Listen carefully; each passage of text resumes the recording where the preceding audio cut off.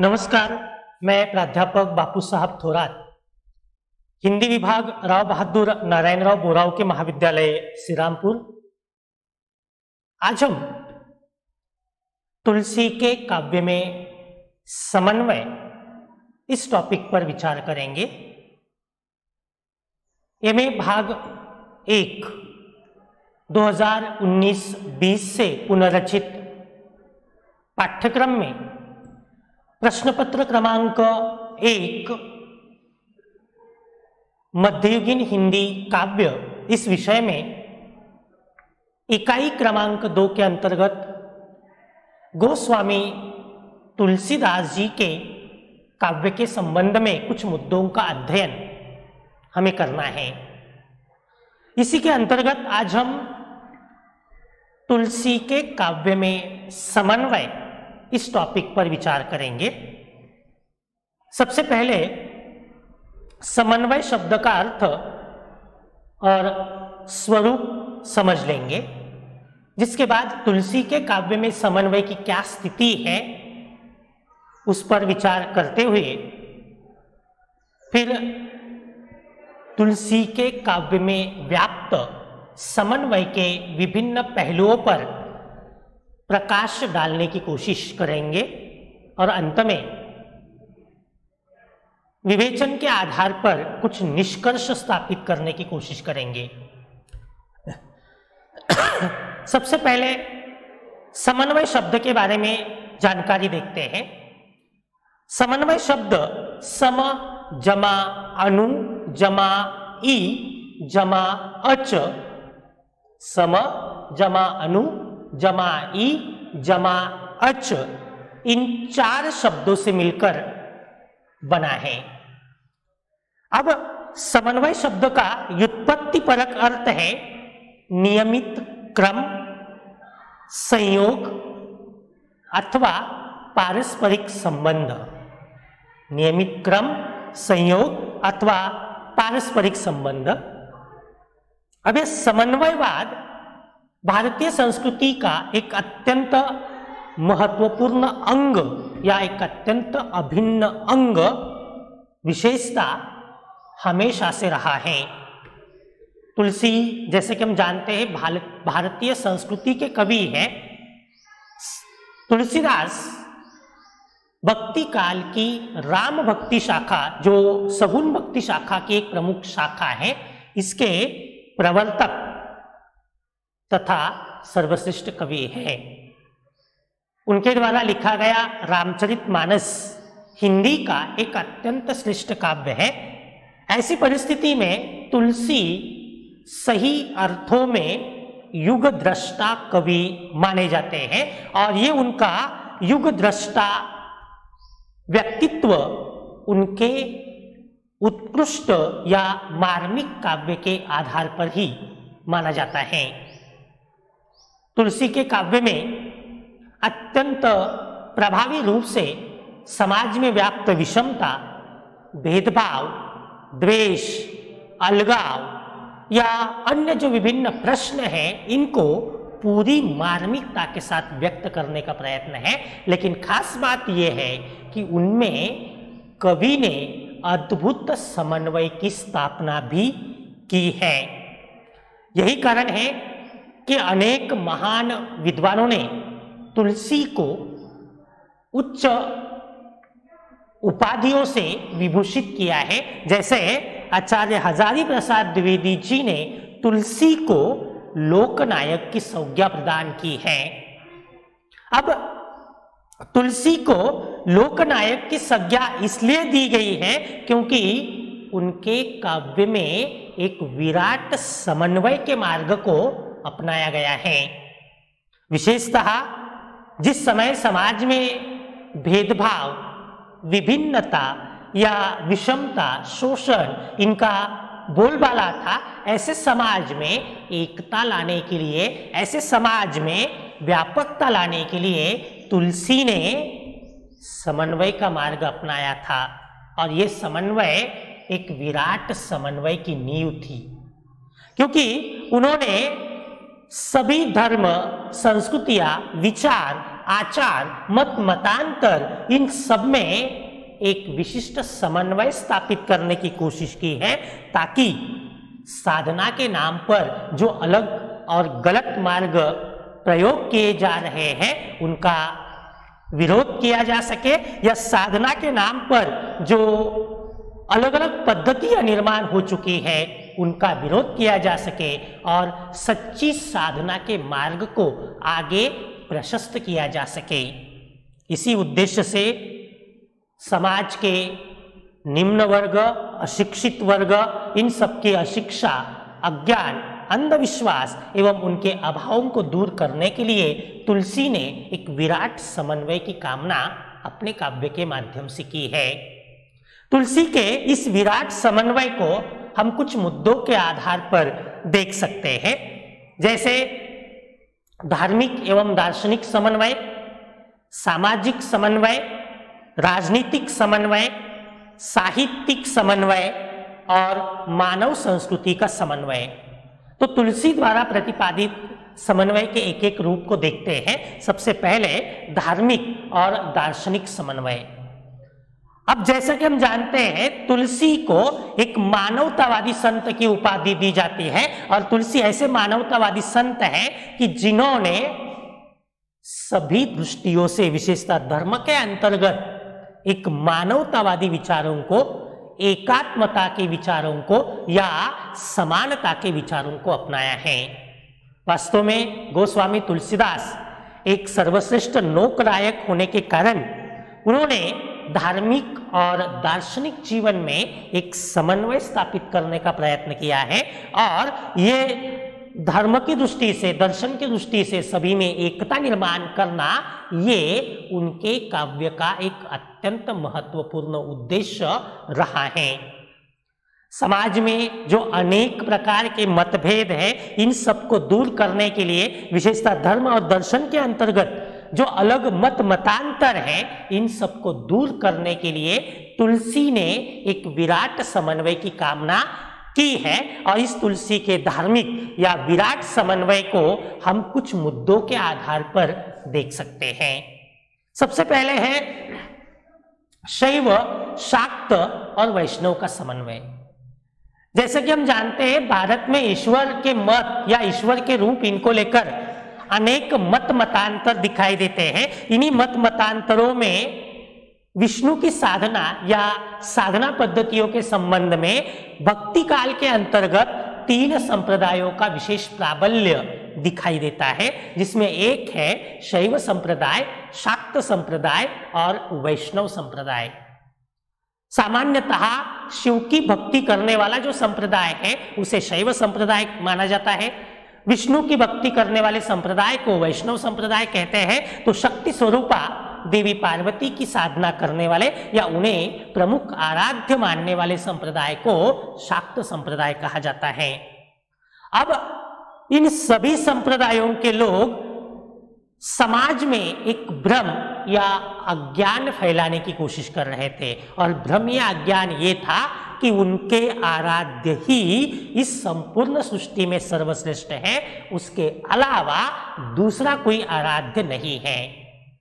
अब परिस्थिति यह है कि तुलसी ने अपने रामचरितमानस के माध्यम से इन सभी मत मतांतरों में, इन सभी धर्म, ईश्वर, इनके नाम पर जो विभेद है, इनमें एकता स्थापित करने की कोशिश की। और इसके लिए उन्होंने क्या किया है, तो इसके लिए उन्होंने एक स्थान पर राम के द्वारा शंकर की आराधना करते हुए दिखाया है, तो दूसरे स्थान पर शंकर के द्वारा राम की आराध्यता या राम को सर्वश्रेष्ठ ईश्वर बताते हुए भी वर्णित किया है। जैसे शंकर प्रिय मम दोही, शंकर प्रिय मम द्रोही, शिवद्रोही मम दास, ते नरही करही कलप, भरी घोर नरक महुबास। तो ये राम ने कहा है, वही शंकर कहते हैं, सोई मम इष्ट देव रघुवीरा, सोई मम इष्ट देव रघुवीरा, सेवत जाही सदा मुनिधारा। तो यहां पर या इन उदाहरणों के माध्यम से हम देख सकते हैं कि तुलसी ने जो धर्म को लेकर मतभेद थे, जाति प्रथाओं को लेकर मतभेद थे, उनमें एकता और खास करके आराध्यों के संदर्भ में विभेद या विभिन्नता को मिटाकर एकता निर्माण करने की कोशिश की है। दूसरा है निर्गुण और सगुण का समन्वय। जैसा कि हम जानते हैं तुलसी के समय में ईश्वर के स्वरूप को लेकर सगुण मतवाद और निर्गुण मतवाद का बहुत अधिक बोलबाला था।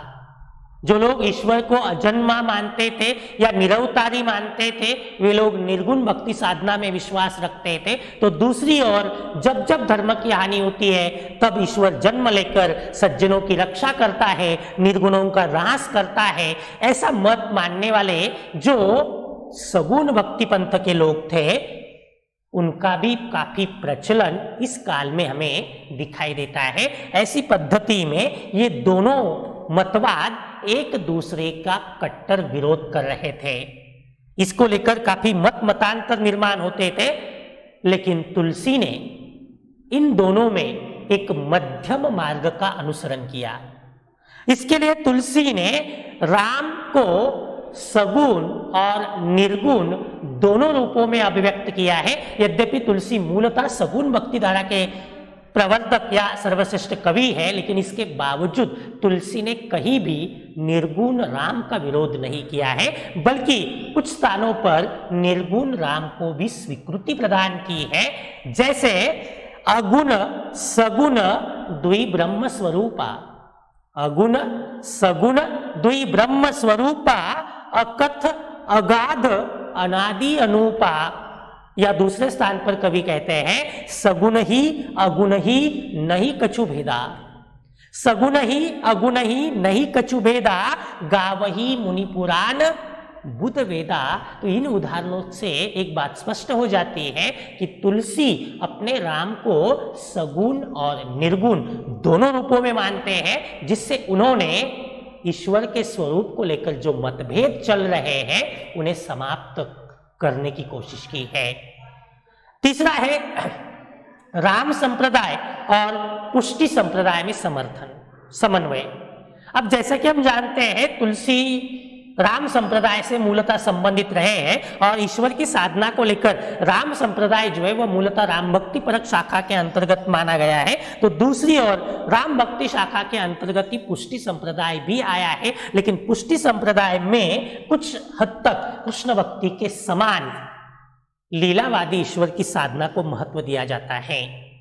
वैसे पुष्टि मार्ग में ब्रह्म की कृपा या अनुग्रह से सब कुछ प्राप्त होता है, सारे पाप धुल जाते हैं और मोक्ष की प्राप्ति होती है। इसलिए प्रभु का अनुग्रह या कृपा को महत्व दिया जाता है और इसके लिए प्रभु की कृपा प्राप्त करने की कोशिश की जाती है।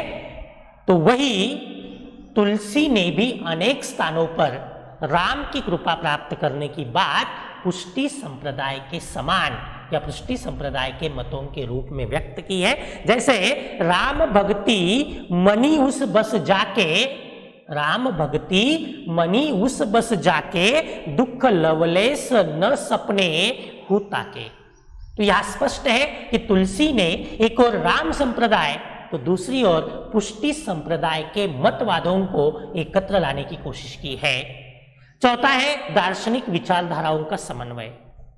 अब मध्यकाल की परिस्थिति यह रही है कि मध्यकाल में अनेक दार्शनिक मतांतर या अनेक दार्शनिक विचारधाराएं हमें समाज में दिखाई देती है, जिनमें प्रमुख है अद्वैतवाद, जिसका प्रचलन जिसका प्रचलन शंकराचार्य जी ने किया है, द्वैताद्वैतवाद, विशिष्टाद्वैतवाद, शुद्धाद्वैतवाद। अब इन सभी दार्शनिक विचारधाराओं में ईश्वर के स्वरूप को लेकर अलग अलग मत व्यक्त किए गए हैं। जैसे कि अद्वैतवाद के अनुसार आत्मा परमात्मा वास्तव में एक है, लेकिन माया बीच में आ जाती है और इस माया के कारण दोनों अलग होते हैं। जब माया का आवरण हट जाता है तो आत्मा फिर से परमात्मा को प्राप्त करता है। यही बात द्वैतवाद के अंतर्गत आत्मा परमात्मा की स्थिति अलग मानी गई है। मतलब ईश्वर, आत्मा, जीव, जगत मृत्यु या मोक्ष आदि के संदर्भ में अनेक मतवादों में अलग अलग विचार व्यक्त किए गए हैं, लेकिन तुलसी ने अपने काव्य में इन सबको एकत्र लाकर एक समन्वयवादी मार्ग जो है वो स्थापित करने का प्रयत्न किया है। विशेषतः तुलसी कहते हैं कि तुलसी इस प्रकार के किसी भी पचड़े में पड़ना नहीं चाहते, द्वैतवाद अद्वैतवाद या इस प्रकार के मतवादों में जाना नहीं चाहते, बल्कि इन सब का समन्वय करते हुए तुलसी हमें भक्ति का सहज और सर्वजन सुलभ मार्ग बताते हैं। तुलसी कहते हैं भक्ति ही ज्ञान ही नहीं कछु भेदा, भक्ति ही ज्ञान ही नहीं कछु भेदा, उभय हरई भव संशय खेदा। अर्थात भक्ति और ज्ञान में कोई भेद नहीं है, दोनों हमारे मन के संशयों को, हमारे मन के दुखों को दूर करते हैं। इस तरह तुलसी ने एक और वेद शास्त्र के जो ज्ञान वगैरह तत्व ज्ञान है और दूसरा जो प्रत्यक्ष व्यवहार का भक्ति मार्ग है, इन दोनों में समन्वय स्थापित करने का प्रयत्न किया है और जो अलग अलग दार्शनिक मतवाद है उसे एकत्र लाने की कोशिश की है। पांचवा है कर्म ज्ञान और भक्ति में समन्वय। अब जैसा कि हम जानते हैं तुलसी ने ईश्वर प्राप्ति के लिए कर्म की श्रेष्ठता पर भी महत्व दिया है, तो दूसरी ओर ईश्वर के स्वरूप के सच्चे ज्ञान पर भी वे महत्व दिलवाते हैं। तो तीसरी ओर ईश्वर प्राप्ति का प्रत्यक्ष साधन ईश्वर की भक्ति मानते हैं। ऐसी परिस्थिति में तत्कालीन समय में जनता में भक्ति के नाम पर जो अलग अलग कर्मकांड निर्माण हो रहे थे या साधना के नाम पर जो अलग अलग पद्धतियां निर्माण हो रही थी, तुलसी ने इन सब में एकता स्थापित की या तुलसी ने इन सबको एकत्र लाया है, जिसके माध्यम से तुलसी ने कर्म ज्ञान भक्ति जो अलग अलग मत प्रवाह है इनको एकत्र लाया। जैसे तुलसी ने स्वयं लिखा है कि श्रुति सम्मत हरि भक्ति, श्रुति सम्मत हरि भक्ति पंथ संयुक्त विरति विवेक, कही भगति भगवंत के संयुक्त ज्ञान विवेक।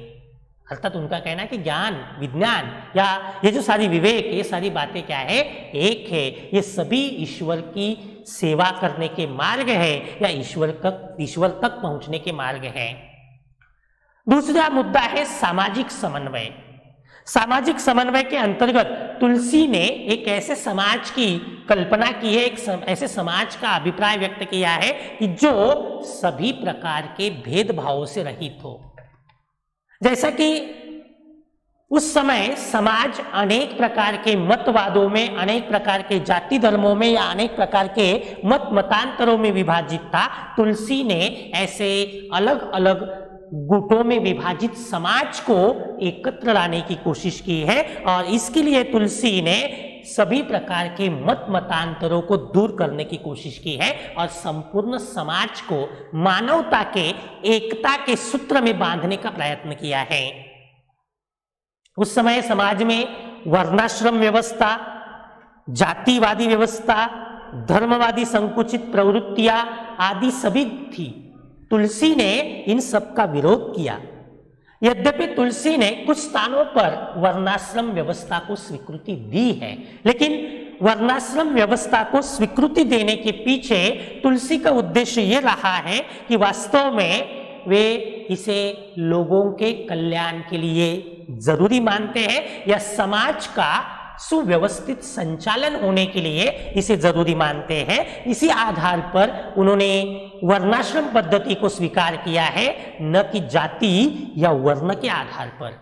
इतना ही नहीं, किसी जाति या वर्ण के आधार पर किसी को उच्च मानना, किसी को छोटा मानना, ये जो धारणा है इसका कड़ा विरोध तुलसी ने अपने काव्य में किया है और वे कहते हैं सत्य मूल सब सकृत सुहाए, धर्म न दूसर सत्य समाना।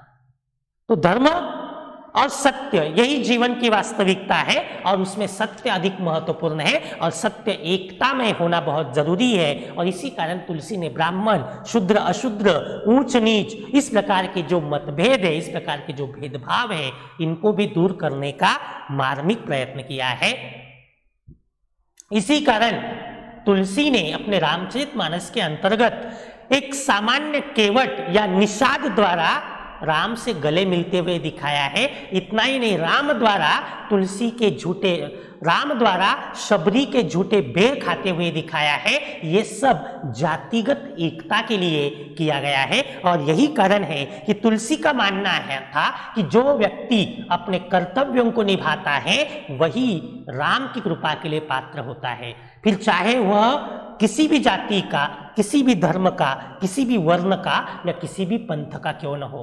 मतलब राम की कृपा प्राप्त करने के लिए किसी भी पंथ, धर्म, जाति या वर्ण की आवश्यकता नहीं है।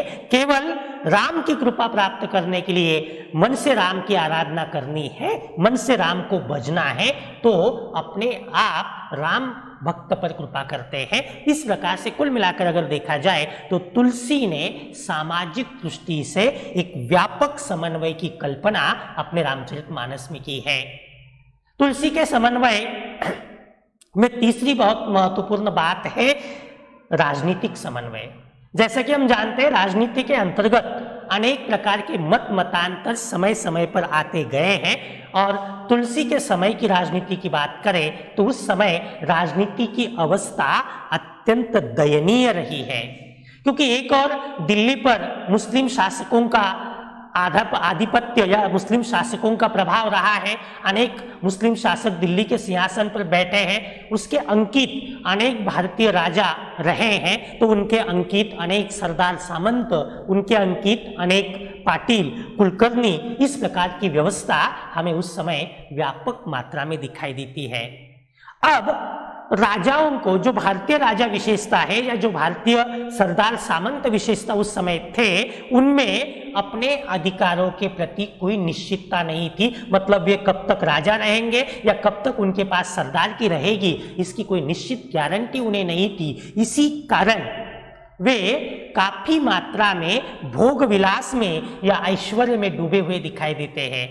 दूसरी ओर दिल्ली के बादशाह भी मुस्लिम संस्कृति में बहुपत्नीवाद या इस प्रकार के अनेक प्रथाएं होने के कारण, उनके कारण ये दिल्ली के राजा या दिल्ली के जो शासक थे, सम्राट थे, वे भी इस प्रकार की अनेक गलत पद्धतियों में, गलत रूढ़ियों में डूबे हुए दिखाई देते हैं। और अनेक बार ऐसा होता है, यथा राजा तथा प्रजा, अर्थात जिस प्रकार से राजा की प्रवृत्तियां होती है उसी प्रवृत्तियों का परिपाक प्रत्यक्ष या अप्रत्यक्ष रूप से जनता पर भी होता है। अब राजा, सरदार सामंत या सम्राट, इनकी इस गलत प्रवृत्तियों को देखकर तत्कालीन जो जनता है उनमें भी इस प्रकार की प्रवृत्तियां निर्माण होने लगी थी। इसी कारण तुलसी ने अपने समय के शासकों की कटु आलोचना की है, उनके दुर्गुणों की आलोचना की है, उनके द्वारा जिस प्रकार का मार्ग अपनाया जाता है उनकी आलोचना की है। इतना ही नहीं, जो राजा महाराजा जनता पर अन्याय करते हैं, अत्याचार करते हैं, तुलसी ने उसे नरक का अधिकारी बताया है। तुलसी कहते हैं, जासु राजा प्रिय प्रजा दुखियारी, जासु राजा प्रिय प्रजा दुखियारी, श्रो नृप अवसी नरक का अधिकारी। अर्थात जिसे या जिस राजा को अपनी प्रजा प्रिय नहीं है, जो राजा अपनी प्रजा के लिए काम नहीं करता है, वह राजा नरक का अधिकारी होता है, नरक में जाता है। इस प्रकार से तुलसी ने राजनीतिक दृष्टि से समन्वय स्थापित करने का प्रयत्न किया है। राजनेताओं को या तत्कालीन जो राजा महाराजा थे, इनको अपने कर्तव्य के प्रति जागरूक करने का प्रयत्न किया है या उन्हें उनके कर्तव्यों का एहसास दिलाने की कोशिश भी की है। यही कारण है कि तुलसी ने राजनीतिक दृष्टि से अत्यंत महत्वपूर्ण कार्य किया है और उन्होंने जो आदर्श रामराज्य की स्थापना करवाने की कोशिश अपने रामचरितमानस में की है, वह निसंदेह राजनीतिक दृष्टि से एक श्रेष्ठ राज्य माना जा सकता है। ऐसा राज्य कि जहां समाज के छोटे से छोटे घटक का ध्यान रखा जाता है, जहां समाज के छोटे से छोटे घटक के मत को या उसके विचार को लिया जाता है, स्वीकारा जाता है। जैसे कि हम जानते हैं, रामायण में या तुलसी के काव्य में एक सामान्य धोबी ने अपनी पत्नी के साथ बातचीत करते हुए सीता के चरित्र पर संकेत या संदेह व्यक्त किया था। जब सैनिकों द्वारा ये बात राम को पता चली तो राम ने केवल उस एक सामान्य धोबी के संदेह पर सीता को जंगल में जाकर त्याग दिया था। मतलब राम के मन में कोई किंतु परंतु नहीं था, लेकिन केवल राम को यह दिखाना था कि मेरे राज्य में प्रजा के प्रत्येक मत का, प्रजा के छोटे से छोटे विचार का भी विचार रखा किया जाता है, उनका भी ध्यान रखा जाता है। इसी उद्देश्य से ये सब कुछ हुआ है। मतलब राजनीतिक दृष्टि से अगर रामचरितमानस या तुलसी के समस्त काव्यों को देखें तो उसमें हमें एक व्यापक समन्वय की भावना दिखाई देती है। चौथा है साहित्यिक समन्वय। अब तुलसी हिंदी जगत के एक अत्यंत प्रतिभा संपन्न कवि है। उन्होंने जितना समन्वय धर्म, दर्शन, भक्ति, राजनीति, समाज आदि में स्थापित किया है, उसमें से कुछ भाग साहित्य की दृष्टि से भी किया है।